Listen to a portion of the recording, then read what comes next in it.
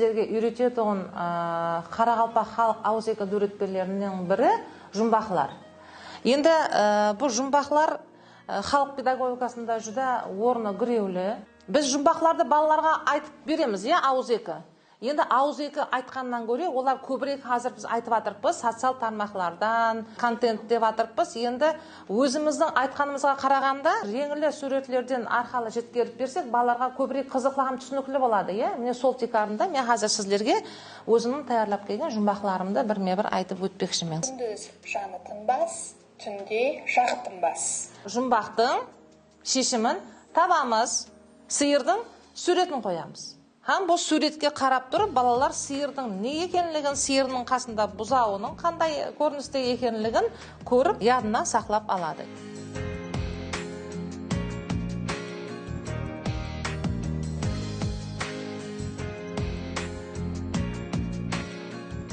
Көптеген контенттерімізді әмелге асыруда мектепке шекемгі жастағы балаларға қай тәрептен көбірек зарур.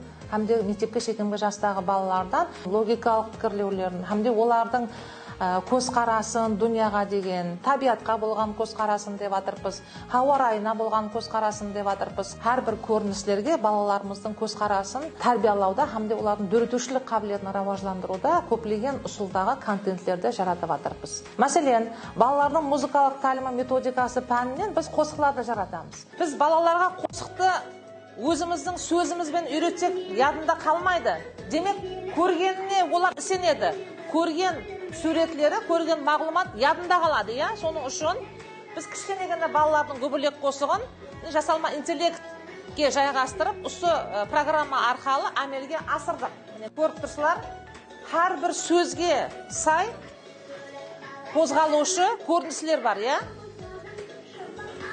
Әне.